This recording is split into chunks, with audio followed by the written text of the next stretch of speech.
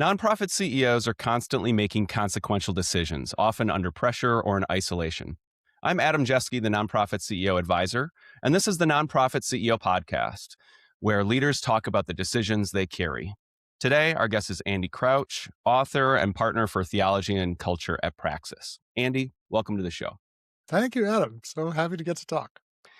So, a lot of people are familiar with Praxis, but for those who are not familiar, tell us a bit about the organization. Oh, yeah. We work with a lot of nonprofit CEOs, actually, very early stage folks. So we work with entrepreneurs in both the business and nonprofit sectors, as well as the people who allocate capital to business and nonprofits, that is, investors and philanthropists. And what we are trying to create is a community, or you might say an ecosystem of redemptive entrepreneurship, and more broadly to kind of awaken the redemptive imagination of the church. So focus on entrepreneurs, but with an eye on Christians addressing the major issues of our time, especially through venture creation and venture building. Mm-hmm. And in the course of your years at Praxis, as well as leading on boards, working in the nonprofit sector previously in a couple of large institutions, you've seen a lot. You've been alongside a lot of other leaders. What do you see today happening in and around nonprofit CEOs that might be disconcerting or concerning to you? Well, the very large scale trend is the collapse of trust in institutions. I mean, this is a 30 to 40-year arc in the West. And I spend most of my time in the US context, though we work with entrepreneurs all over the world. So most of what I say will be most relevant in the US. And certainly in the US, we have very dramatic polling data that shows that people just do not trust institutions and by proxy their leaders. There is a slight exception. Just over half of Americans still feel they can place trust in the military, and slightly over half feel they can place trust in small businesses. But every other category, charitable nonprofits, churches, journalists, which I was for a long time, universities, medicine, public health, like you name, government, of course, trust has just completely collapsed. And one CEO that I know well and have worked closely with for many years he said what he's been in his role for about 10 years. He said, when I started, he said, I feel like I started at the last moment when you could expect people to trust you because you were the CEO, and it's been all, in a sense, downhill. That is, there's no more presumption of trust. There's no more deference. People tell him, I'm thinking about this particular individual just because I know him well and know his circumstances so well. People used to hide dissent, I would say, from the person in power. And they do not do that anymore. And this is true on both the for-profit side and the nonprofit side, even in conditions of somewhat precarious employment. There is just very little willingness to hold back because you're in the presence of the leader. Now, I want to say, I don't think this is all bad, because one of the biggest challenges you used to have as a leader is not knowing what people were really thinking. And I assure you can go on Instagram or your toxic drug of choice, social media, and find plenty of people who have things to say about your organization, institution. Mm-hmm. You can go on Glassdoor and read all the reviews of your leadership. Like, in some ways, this transparency is healthy in certain respects and certainly useful if you have a thick skin to leadership. And I think a lot of us would feel that perhaps there was a season when institutions and their leaders got too much deference in American life or Western Mm-hmm. life. So maybe some correction was warranted, but I will say it's a very hard time to sit in a seat where people feel very willing to tell you what they think. Dissent is readily voiced. All your opponents are out there in public, of small things and big things. I mean, everything from changing, the percentage on the 401k to, restructuring the whole enterprise. People will share their opinions. It's a tough environment to step into leadership every day, I think. Though also a time of tremendous opportunity, because if you can actually win people's trust, that's very rare and beautiful and worth building, I would say. What do you attribute this this erosion of trust, of Mm. institutional trust, this degradation, what do you attribute that to? What are its roots? Yeah, I've been very influenced by anthropologist, I guess, by training, Joseph Heinrich. I actually have never heard his name pronounced by anyone but me, but he teaches at Harvard and has done research there for a long time and has written many interesting books. But he wrote a really interesting paper in the early 2000s with some collaborators on what, in their view, made human beings really unique. And they called it prestige hierarchies. So every social system has to arrange itself in some way with a view toward who kind of calls the shots, who makes the decisions, and that's very broadly what hierarchy might mean. And the question is, how do you organize yourself that way? And most primates, that is the apes, the gorillas, the monkeys, who are like us in certain ways. They form social groups. They obviously resemble us in some ways. We believe, have good reason to believe there's some evolutionary connection. They organize themselves by what's called dominance hierarchies. And this is basically very straightforwardly who's the strongest person in the pack. And because of the way hormones work and so forth, it's always a male among these other primates. And the strongest male, the alpha male, we've all heard this expression, kind of shows up and demonstrates his strength, and then everybody defers. And that's how it works among the primates. So, what Heinrich and colleagues observed is not so among human beings entirely. Now, we can think of warlord societies where very much the strongest person who can command the most force, kind of runs the show. But they said what is really unique about human beings is we actually arrange ourselves, we arrange status, that is, who has standing to influence the community based on what they called prestige. And prestige really is about the ability to have insight into the world that's valuable to the community. So you may be an expert at finding food. You may be a really good hunter, even if you're not the physically strongest person. You can't arm wrestle everybody, but when you give this person a bow and arrow, they can like take down the gazelle. But in modern societies, you know how to cure or alleviate disease. That would be medical prestige. And in a kind of modern society, a lot of people get positions of status, standing in the community, because they are able to demonstrate some valuable ability. And Heinrich said this is our great advantage as human beings: is we are not just always looking for who's strongest. We're looking, in a sense, for who's smartest in many dimensions of that. And so that was as far as Heinrich and company took it. Well, what I think has been happening in the last 20, 30 years is a series of unfortunate events have led most people to question whether we are allocating prestige correctly. That is, people have stopped trusting that when experts say something is true, it's really true. And I mean, in one sense, I'm only peeling back one layer of the onion Yeah. here, Adam, and we could go into like specific cases of that. And I think Watergate is a very early defining moment.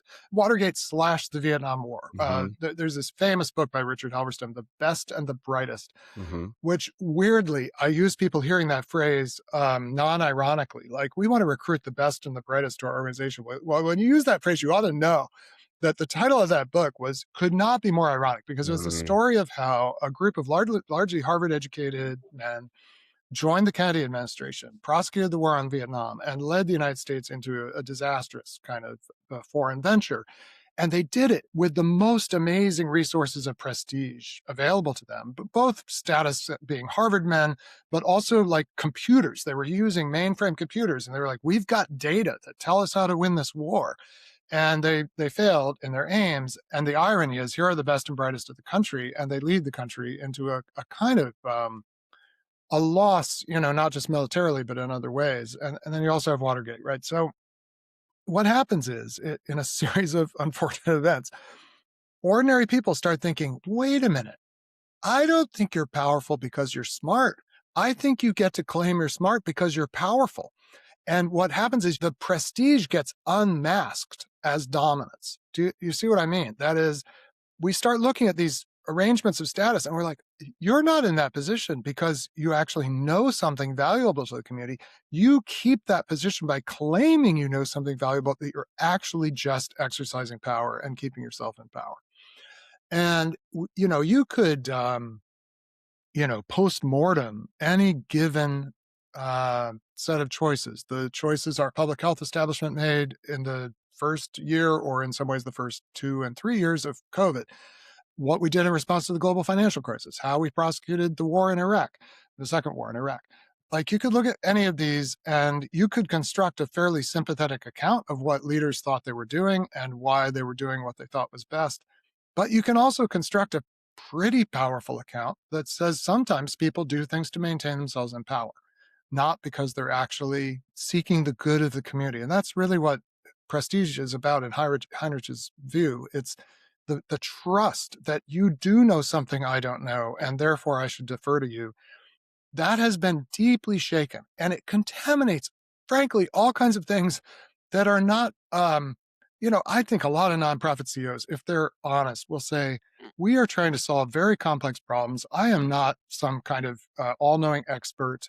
I am trying to bring some wisdom to this. I'm trying to organize an organization or an institution that has collective wisdom greater than any individual parts. But we're not doing this with kind of godlike knowledge, the way that some professions might sometimes conduct themselves. But the reality is, this loss of trust and the suspicion that it's all really just about dominance has contaminated all institutions. And I Mm, will say there's another probably important thing to mention, which is that who tends to operate with dominance paradigms? It does tend to be men, both because they are physically stronger on average, typically, and because they're socialized to kind of rely on that. And one way they express dominance is by arrogating to themselves opportunities for advantage over women, including sexual advantage. And so the mhm, use of power to gain kind of sexual advantage and use relationships, including relationships of power within organizations, there's a lot of that. And in our Christian world, there's been an especially scandalous amount of that given our commitments. It happens all over. I mean, it happens in worse places in other sectors, but other places don't hold themselves to the kind of standards that Christian leaders aspire to. And when that comes out, as it inevitably does, it really undermines your claim to be leading out of some position of good for the community. So that is a very, that was a very long answer, Adam. And as I say, only like one layer of the onion. But I think that is the long arc of what's happening in Western institutions. well, that's not very rosy. The gradual No, degradation of institutional trust through the last 40 years or so. Are there counterweights, countervailing pressures, winds that are blowing in a helpful direction, holding back the tide of worse erosion of institutional trust? I think so. I think one is there are more ways to fight isolation as a leader, I think, than there were before. So I see isolation as the hardest thing, especially in the CEO seat. And it relates to something I've written about called hidden vulnerability, which is the fact that you are always aware of risks in your system that other people, even those quite close to you in the system, don't fully see. And you can't disclose all of it. And we could talk more about that if you want. But the bottom line is, it is a very lonely thing to be in this particular role of kind of combined power and visibility and a kind of exposure, and also to have a bunch of things that you're exposed to, but that other people don't actually see or feel the way you do. And I think that there was a generation of leaders who it's not clear who they could go to bear that burden together. And I just see many more affordances now, whether it's, there's a number of organizations that really effectively serve leaders in these positions. And really, the basic thing you need is a community of peers who get it. And I think there's more openness to sharing this with a community of peers. You usually can't share the full extent of the burden within the system that you yourself lead, but you can find some other people who are in analogous situations. I meet with a group of men every January, 7 of us total. 4 of us are in CEO seats, others are adjacent in different ways. We are very intentional about sharing everything that's going on in our lives. And there is a willingness to do that, I think, among leaders that I just think it wasn't something people realized they could do maybe 30 or 40 years ago. There's an openness to openness, you might say, in the right settings. I would say also trust is when trust is earned, it is really extended. And I really am careful about what I call generationalizations. That is, speaking of whole generations like Gen Alpha or Gen X or whatever.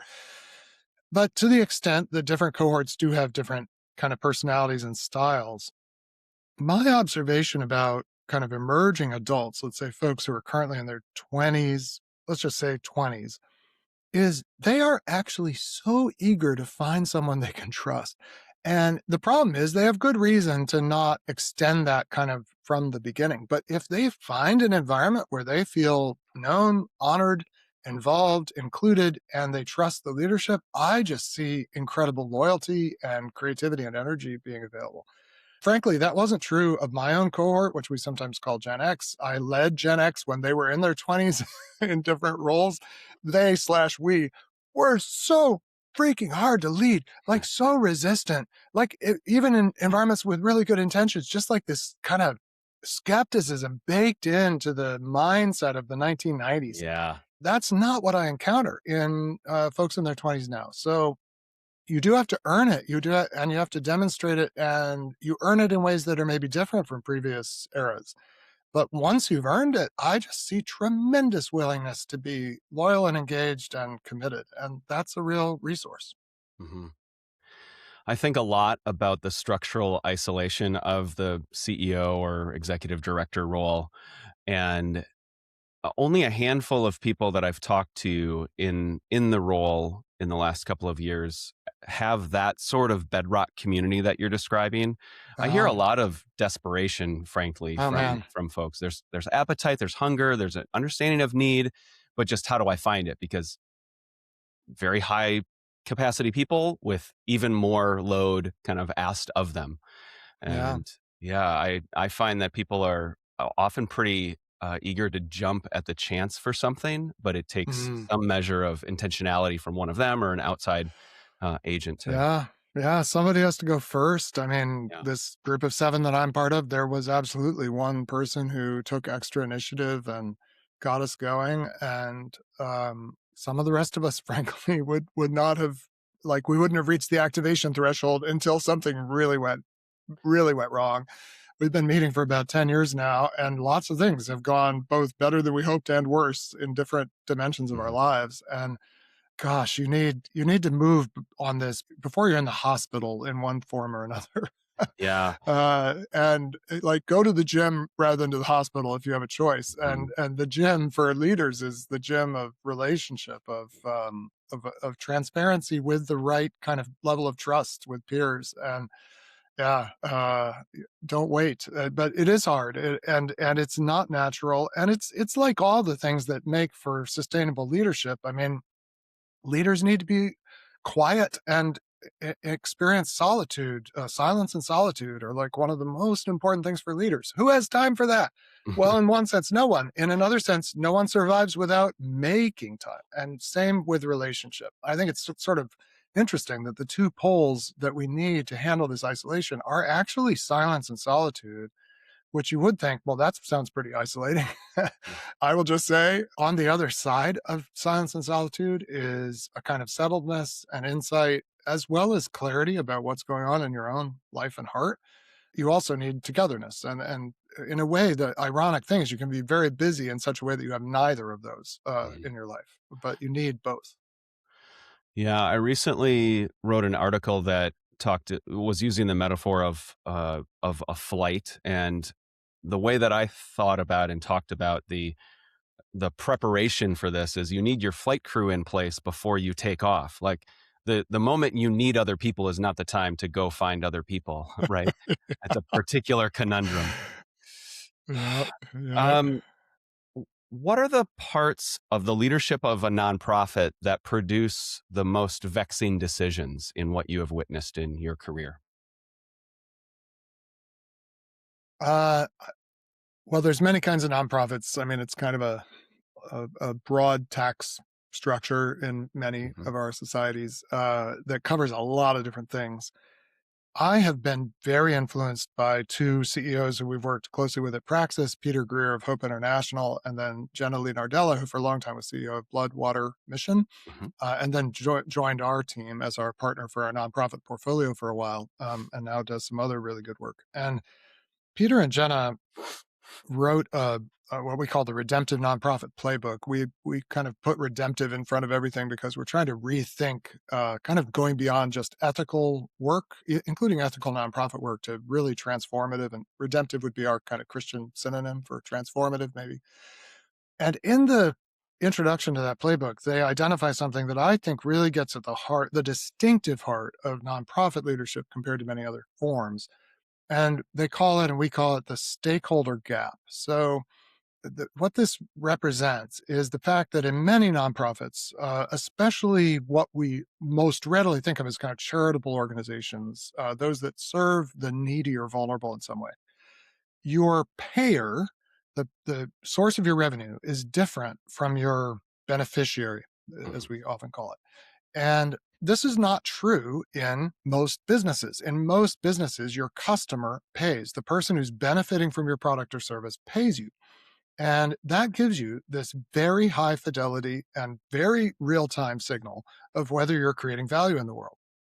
In much kind of charitable work, as it's most commonly understood, even though, by the way, probably two-thirds of nonprofits in the US don't really there are things like universities where in a sense, like, the parents pay or the government pays for research, or they're actually local churches that the congregation gives, and the congregation gets religious services from the organization. Like, you pay your synagogue dues and you go to synagogue and have a seat or whatever, and then arts institutions where your patrons are the customers in the seats. But thinking about kind of you know, social service and relief and development, you have this huge gap between the people you are genuinely seeking to serve and the people who actually give the organization the resources to do the work. And this gap creates so many incentives, essentially, to not tell the truth. And I think in some ways, all of life comes down to how much of the truth am I telling, how much of the time. And when you have the stakeholder gap, you've got your donors and they imagine the world a certain way before they encounter you. You have your actual program teams who are encountering another part of the world that desperately needs people to care, to be involved, to pay attention. But what they're seeing of the world inevitably is at a gap from what the people who are ready to write a check and have the capacity to write a check imagine. We just all know that's true. And that gap, if not bridged with a lot of creative wisdom, creates all these bad incentives for organizations to tell donors things that are happening that are not really happening, to provide beneficiaries, quote unquote, services they don't really need or want because the donors need and Mhm. want to see that those things are happening. Like, we all know how this works. And I just think over and over, I mean, very broadly, I think the challenge of organizational life is, can we tell the truth about who we are, what we're doing, and what's possible, and what's both possible as in ready to hand, and what kind of vision could we actually achieve together? But can we do that truthfully? And it's so hard in every organization. The thing is, in business, you have this iron feedback loop of revenue reported on a monthly, quarterly, annual basis, often reported to external, investors and so forth, who really have a stake in it and do not have a lot of tolerance for the signals going in the wrong direction. And in nonprofit work, none of those linkages are tight. They're Mhm. all very loose. Sometimes they're practically non existent. And here's an irony: the better you are at fundraising as a CEO, the more danger you are in of the stakeholder gap, because the more you're able, through, in a sense, charisma and vision, to raise the resources needed, the less linkages you create between the raising of the money and the doing of the work. So I've just seen over and over how hard it is to close that gap, how creative you have to be, because you cannot always bring your donors to the field. And I mean, I think a lot of organizations do that to an extent for major donors, and well and good, and those are often valuable. But we know, even they're often called, at least in my corner of the world, vision trips, where you kind of bring your donors to see the work you're doing. But we all know what you see is not the work, you see the presentation of the work. There's a gap even in the vision trip experience that's just inevitable. So that's the heart. That's the heart of the matter, I think. Yeah, I was interviewing the executive director of the Community Food Club in Grand Rapids, AJ Fossil, yesterday. Hmm. And we were talking about this dynamic. And I was picking up some things. And so I asked her, how do you stay attuned to the people that you serve? They call them members. It's a sort of a grocery store model. You pay with Hmm. points. You pay a small fee per month to be a member of the food club, and they operate like a grocery store. And so they do have point of sale data about their They've members. built in some of that feedback. Yeah, so Yes, they yes, have some yes. of They're that. She's not paying just handing attention. out food that we think people want. The That's people right. are picking the food off the shelves. That's They can great. I see. love it. That's right. But then she also has some of her board for the organization are members. I think it needs to be at least a third. And then she Love it. also has a member advisory board or advisory council that is simply meets monthly, comprised entirely of members, where she can take questions, her team can take questions. Do you know of other novel approaches to try to inoculate an organization against the stakeholder gap? Yeah, those are really good ones. Board representation, I think, is a central one, and a lot of organizations have moved in that direction. One other thing I would highlight is who tells the stories of Mm, the organization's work, and how much can you entrust the telling of the story to your beneficiaries without unduly interposing your marketing communications team. Now, marketing communications is a valuable function in an organization, but how much can you kind of hand over the reins of that to people who have been beneficiaries of your work? The more you can, and the more kind of touch points you give them in the process of telling the organization's story, the more the gap is closed because they are now kind of in their own voice articulating whatever benefits you provide and what needs you're addressing. And, that's possible to a greater and lesser extent depending on all the particular circumstances. Many organizations work across language barriers such that their donors speak primarily English most often and their beneficiaries speak other languages. So you have to work with that. But I still think deeply involving beneficiaries in communication is a big opportunity. I also think, and it is kind of present in that example, just I think we've all seen the value of having some skin in the game for everybody and new models of charity that are not handouts but are participatory and that reflect the fact that actually if you're delivering something of value people will pay for it. They may not pay a market rate for it. They may not pay what middle class or upper class people in their society can pay, but they will pay. They'll pay for education. They will pay for a bed net for mosquitoes. They'll pay for food. I mean, people allocate their resources. And the more you can build in actual payment flows, the more sure you can be that you and your organization are doing something that's of real value. And you may have to calibrate that to the means and ability of the people. And there are some settings, I'm sure, where this breaks down, refugee camps, perhaps, where there's no facility for earning income and that kind of thing. But even refugee camps have informal economies. So I don't know. I just think we've seen at Praxis a lot of creativity. I would say very few of our startups that we work with have a kind of pure charity no pay model. I think all of them have one way or another for their beneficiaries to have skin in the game, even in very, very tough environments, kind of the cruelest edges of the world. So, yeah, that's another kind of important vector. mhm. In a couple of your books, Plain God and Strong and Weak, you deal with themes around power. And particularly in the nonprofit sector, and maybe even more particularly within the faith based nonprofit sector, there's often a discomfort with power. How do you see that playing out with the more established nonprofits that you've been involved with? And then any ideas, counsel for those who are early stage, who are launching? Hmm. Well, power is just a reality in any human encounter. The question, and I define power most broadly as the ability to make something of the world. So, which happens to also be how I define culture. Culture is what we make of the world. Power is the ability to shape culture in both its material manifestation, that is, the actual stuff we make, the ways we rearrange the materials we find around us, for our good and others' good, ideally, and the meaning we make. What we make of things is also the meaning. And power is the ability to actually rearrange stuff. Sometimes that involves literal physical kind of ability, or enough physical capacity to move stuff around. But it is most often, most deeply, the ability to make meaning.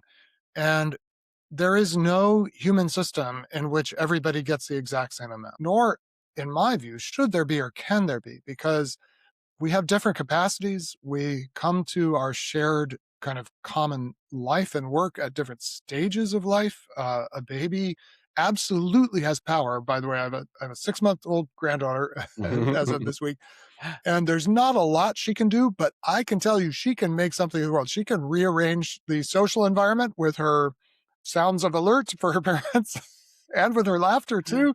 I mean, there's in some ways there's no person more powerful than a baby. If a baby walks into is brought into any room, like watch where the eyes go, watch where the attention goes, watch the affection goes. Yeah, It's we're just wired for it. amazing.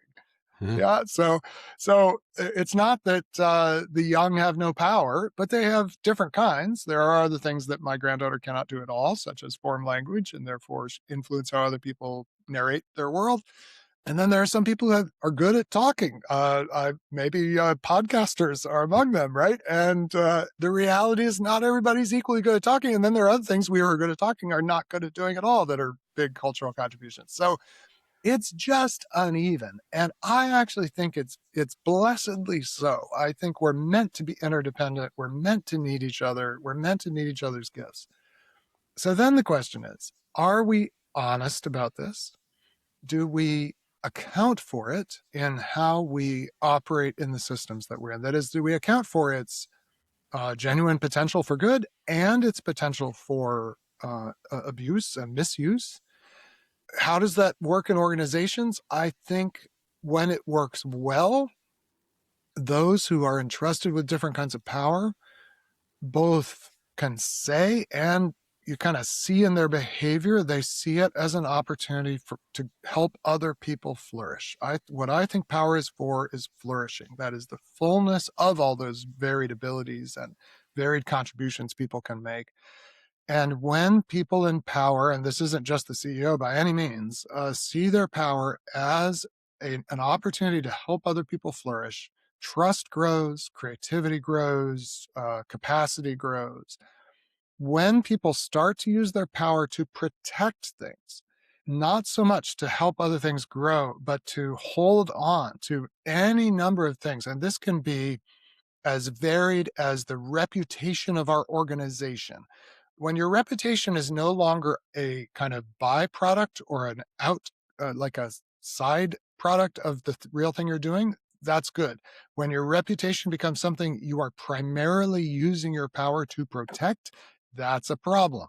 So when you start protecting things, it can be system wide, or it can be very personal, protecting your own reputation, protecting your own power. The ways this can go wrong are numerous.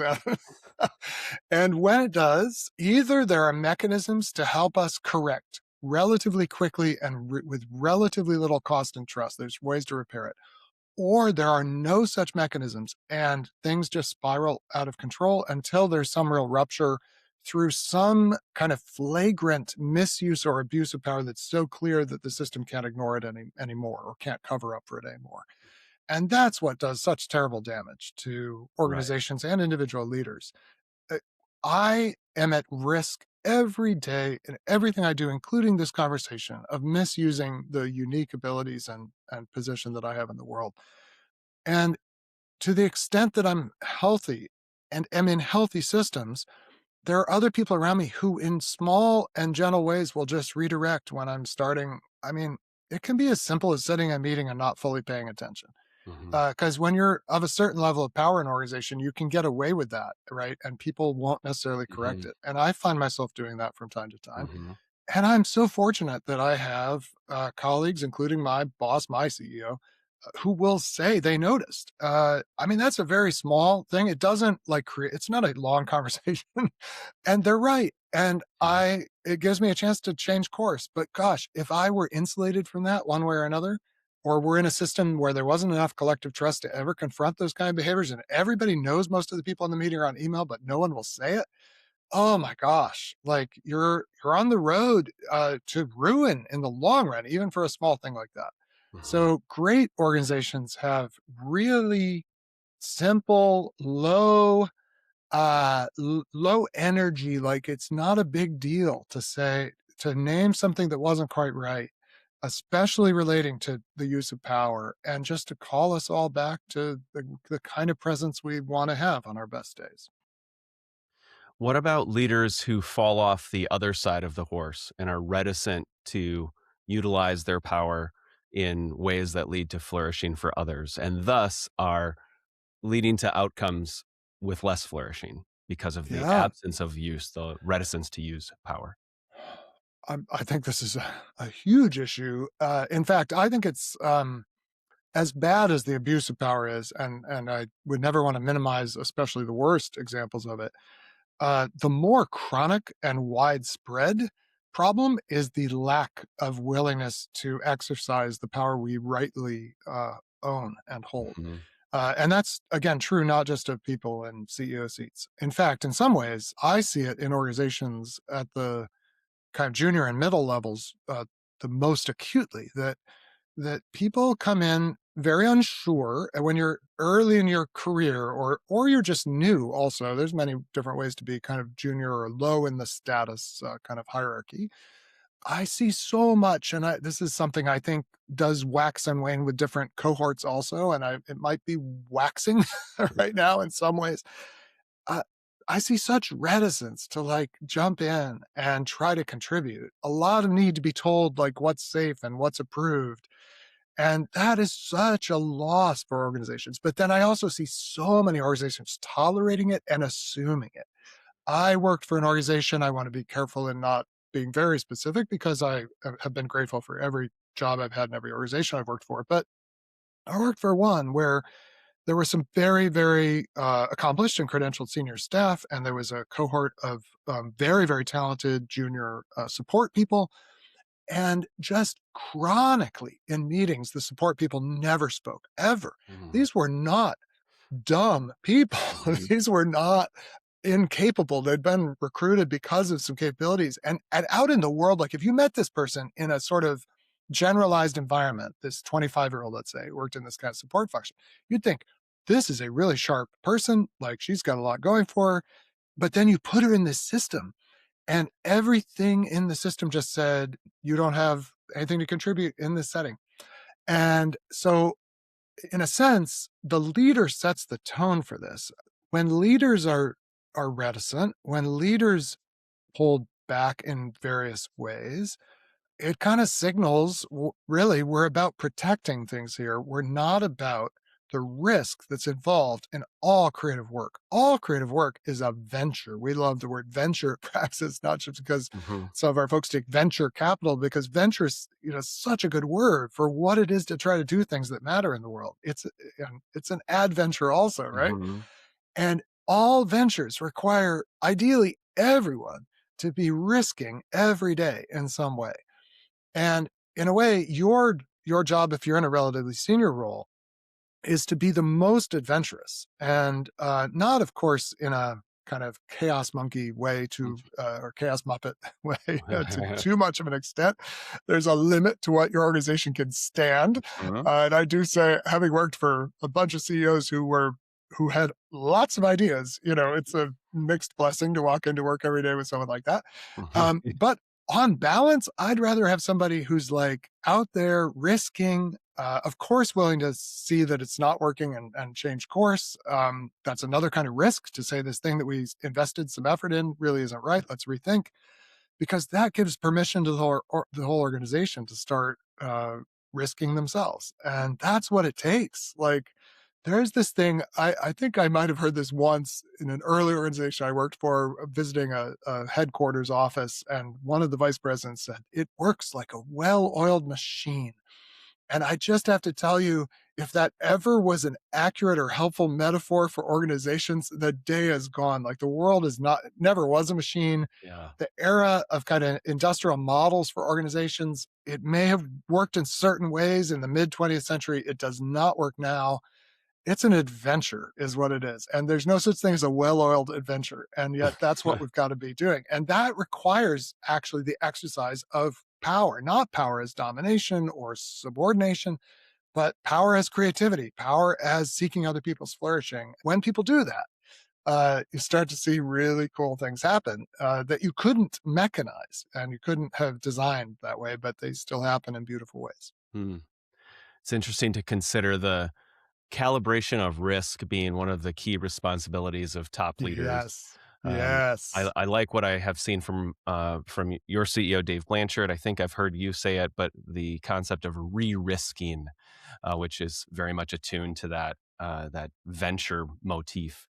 One thing that I'm curious about regarding Praxis is the focus on incubation, startups, early stage ventures, because I find myself, my redemptive imagination is often stoked by more established enterprises, Right. the nonprofit sector being $1.5 trillion dollars, and the the need for new ways of thinking, new ways of operating in established enterprises. Why has Praxis stayed focused in on new ventures, small ventures, and even small cohorts? I know that it's been expanding to some Mm. international gatherings and cohorts.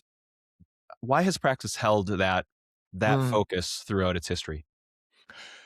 Well, I would answer the two parts slightly differently. So I think small cohorts are the only way real growth and transformation happens, no matter what we're talking about. I think the world has been built by circles of 3, 12, and 120 people over and over through history. And I have a particular reason I use those numbers, and they're not like three is the circle of total trust, and it can be two, it can be four, but never one. Like at the heart of every creative initiative, there's a tiny group of people who deeply have come to believe in each other and believe in this thing that they're trying to bring into the world. And they bring around them about a circle of 12. And 12 is important. And this is the size of all of our cohorts. All of our cohorts are 12 ventures. It can be more than 12 people because we admit co-founders often. In fact, we prefer co-founders in many ways. So say up to 24 people, but 12 organizations at a time.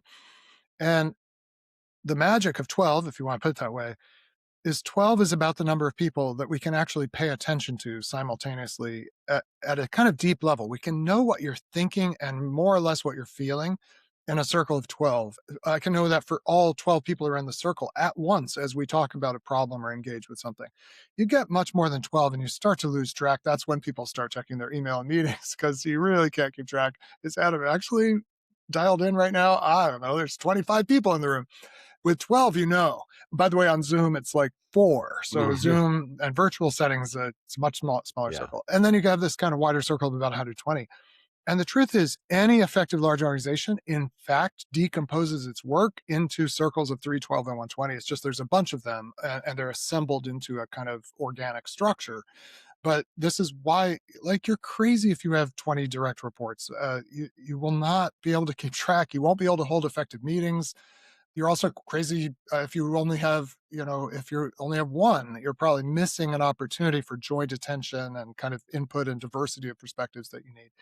The reason we do things in small groups, we believe that for our mission to happen, which is for really transformative work to be done in the world in the hardest places and the most broken systems, which is what redemptive is kind of a description of, Mhm. Mhm. it's going to take really deep personal transformation. And that happens in these small groups.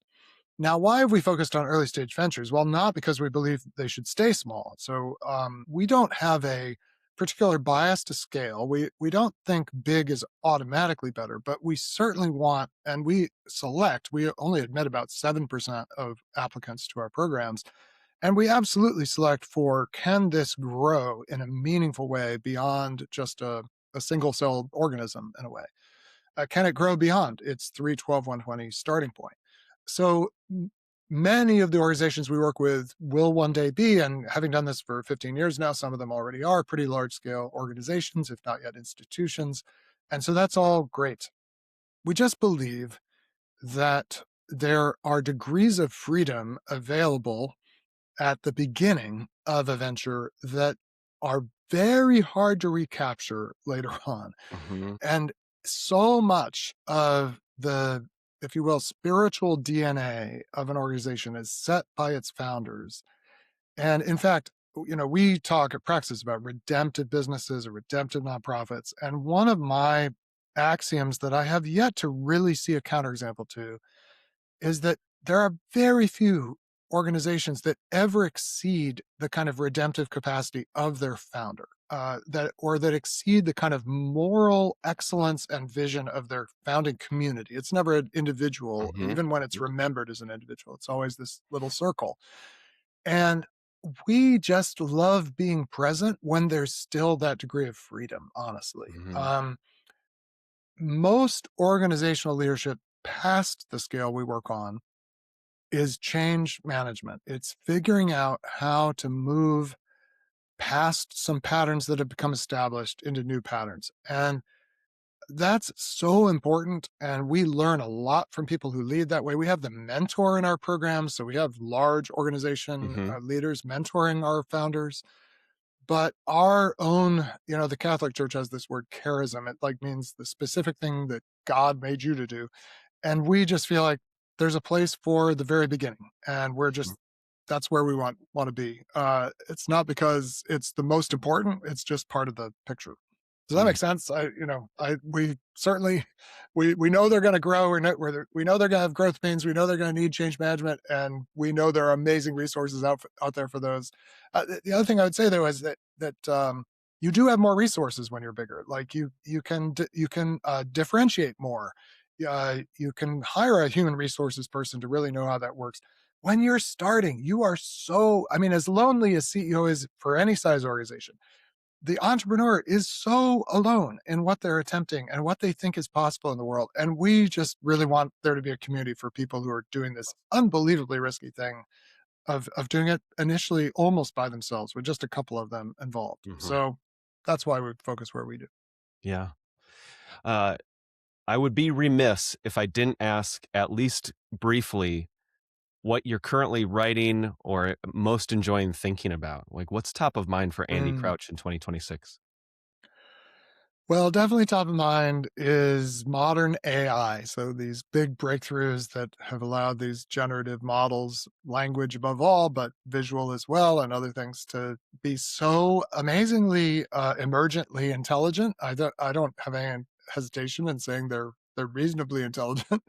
And I am, trying to for the most part right now, interact with people in and outside of the AI space at the big front, what they call the frontier labs, but also implementing it.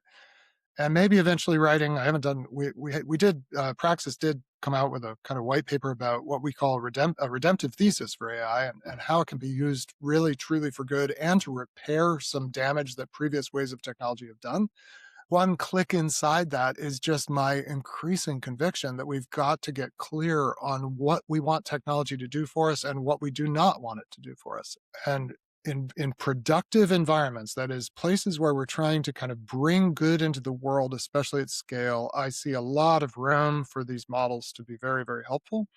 Though there's some interesting twists and turns with how helpful they are and what happens when you turn them loose. But I think absolutely they clearly have an immense potential.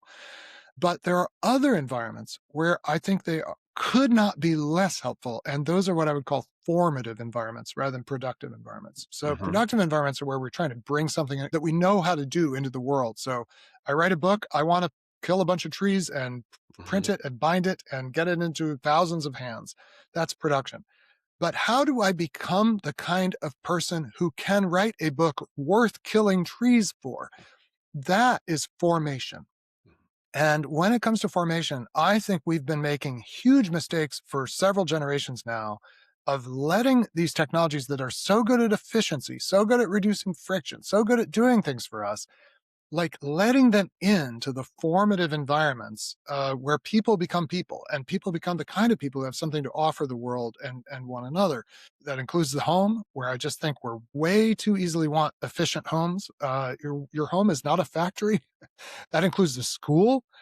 School is where we join a culture and become deeply knowledgeable about what we've inherited. That's not a factory.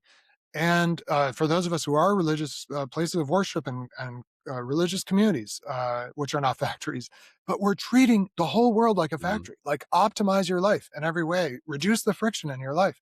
And I would say, to the extent your life is about being productive, go for it. But to the extent your life is about being formed to become a kind of person who has something worth offering, don't bring a forklift to the gym. So I've got a lot of opinions about this. I'm trying to calibrate them based on what I'm learning from friends who are working very closely in this industry and just trying to figure out, is there anything I should kill trees for, Yeah. basically? Fascinating. I'm glad I asked. I like that distinction between productive and formative activities, and it is particularly well suited for one and really dangerous on the other. Exactly. Exactly. Andy Crouch, partner for theology and culture at Praxis. What do you love about your work? Oh, most of all the people. I get to be with such amazing people, both on our team and in the community that we serve. I love the relative unhurriedness of it. We make time for pretty in-depth stuff, and I love that, and I love what comes from that.